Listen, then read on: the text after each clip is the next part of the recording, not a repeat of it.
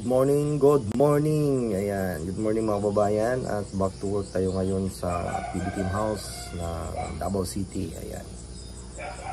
Ay alis ng maaga mga kababayan para makadating din tayo ng maaga doon at makapagtrabaho. So yan lang po, at nandito pa ako sa bahay ngayon. At magta-travel po tayo ng mahigit 2 oras para dating doon sa ating ginagawang PB Team House ng Davao City. Ayan. Good morning, at hindi tayo nakapag-update sa inyo ng ilang days. So ngayon, update tayo. Update tayo mamaya. Ayan.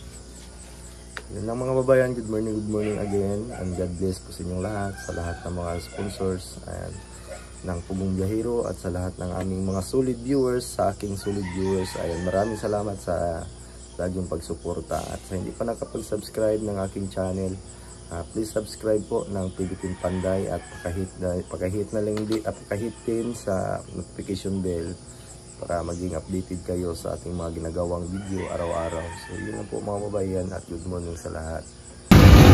So ayan, nasiraan kami ng motor. Si Bunjong, ayan, nasiraan, ayaw umandar yung motor.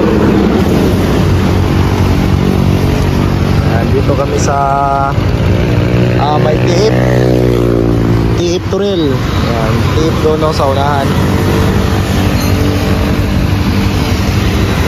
Ayaw umandar.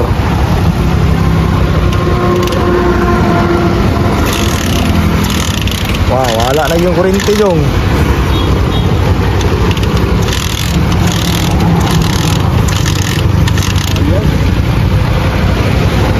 Wala yung kuryente ng motor, ayaw mandar.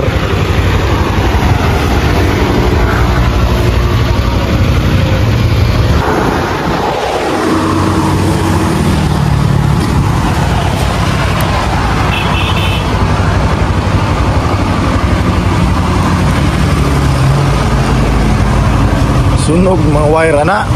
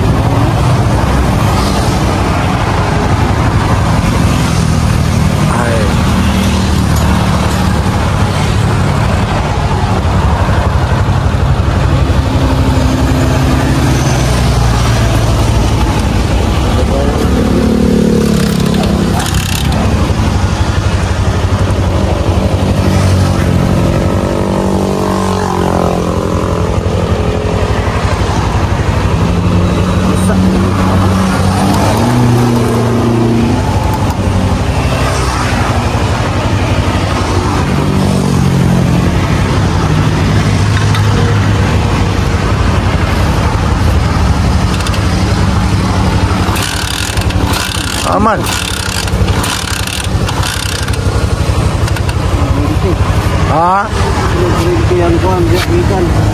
So gani dito no sa supply nimo wala basig dire problema na.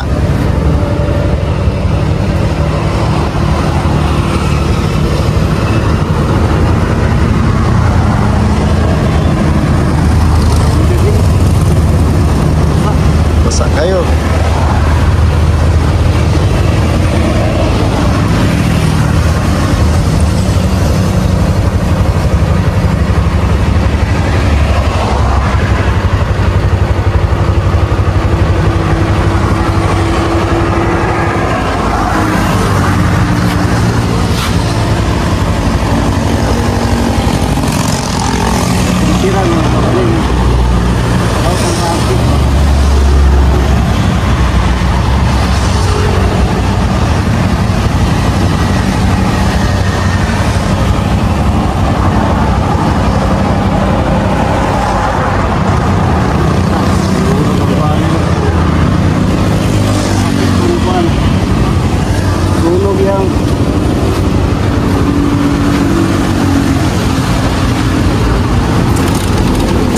good. So yan, at nakarating na tayo dito sa site kasi natagalan tayo mga babayan kasi laging nasisiraan si Bunjong. Ayan, iniwan ko doon sa malapit na lang dito kasi nasisiraan na naman. Ayaw na naman umandar yung motor niya. Kaya umuna lang iniwan ko siya doon mga babayan kasi inaayos pa niya yung motor niya. Mabuti at may alam po siya sa pagmimikaniko. Ayun, naayos niya yung motor niya. Mawala yung kuryente. At kanina din doon sa Toril, doon yung unang nasiraan siya ng motor. Tapos pagdating namin dito, malapit dito sa site, minto kami kasi kumakain kami ng almusal. Ay ayaw na naman umandar. Kaya medyo nalit tayo mga kababayan. At dito na sila Bitoy. At tapos na pong na-skim coat yung mga palitada sa baba. Ito yung unahin ko mga kababayan, itong railings dito. Pagkatapos lalagyan natin ito ba ito para makapagsahig na po tayo ng decking. At dito hindi pa nagawa kasi gawa na hindi pa dumating yung mga hollow blocks. At dito nakapag-skim coat na lang sa labas. Yan, at napakadulas mga babayan. Walang laging umuulan. So ito yung update ngayon. Halos na po yan, lahat dyan is na skim coat na. Dito sa likod. So yan sa loob, lihan na lang yung kulang dyan sa loob. At ang kulang dyan is kisame at saka pagta-tiles. Tapos na din yan dyan, pintura. At dito third coating na po sa skim coat. Yan, tatlong ano na po ito, tatlong patong na.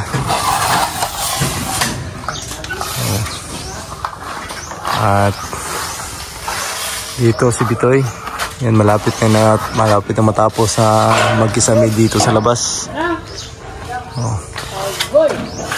Ayan, kunti na lang yung tapusin dyan at matatapos na din ito ngayong araw dito. So napakaganda na lang kisame mga kababayan.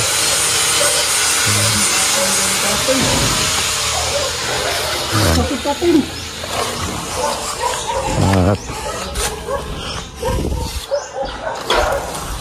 kunting ano na lang po ito, kunting tiis.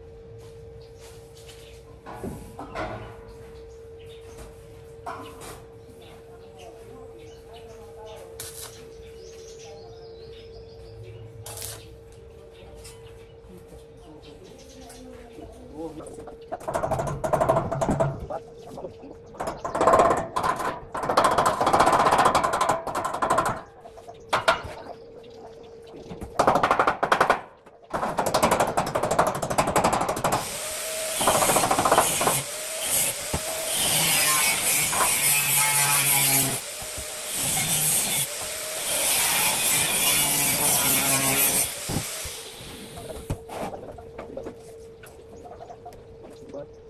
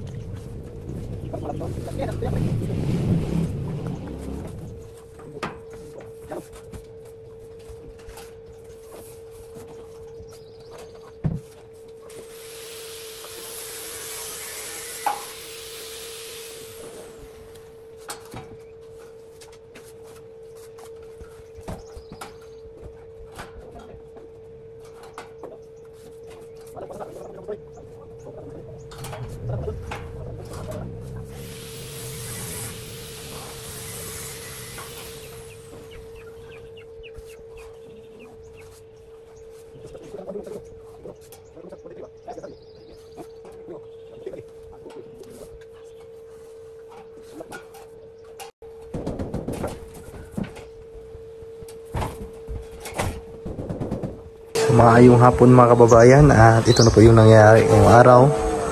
Bali dito tapos na pong makisamihan yung lahat dito sa party sa labas. Ayan, at nakabit na din yung downspout. So dalawang PVC na yung nakabit, at dito yung isa hindi pa nakabit kasi hapon na po mga kababayan.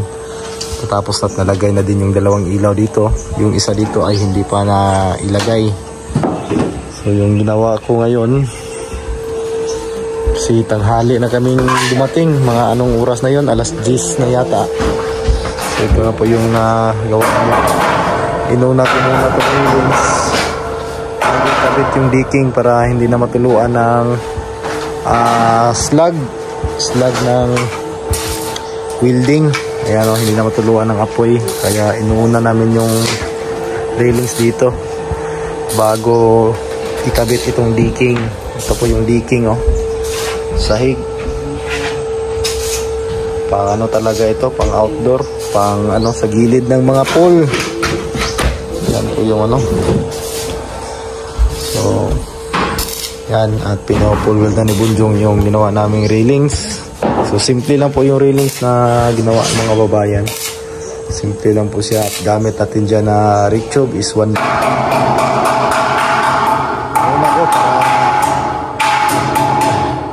Para hindi masunog yung decking, kasi yung decking mga babayan ay PVC yun. Baka magnatuluan ng mga apoy galing sa welding ay ano mga babayan na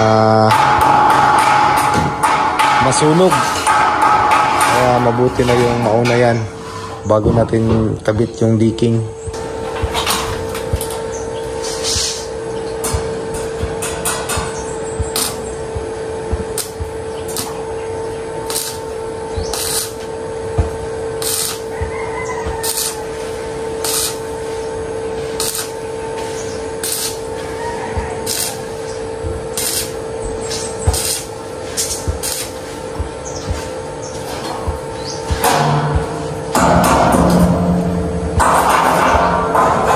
yan lang po yung update natin ngayong araw mga kababayan, ngayong hapon. Ayan.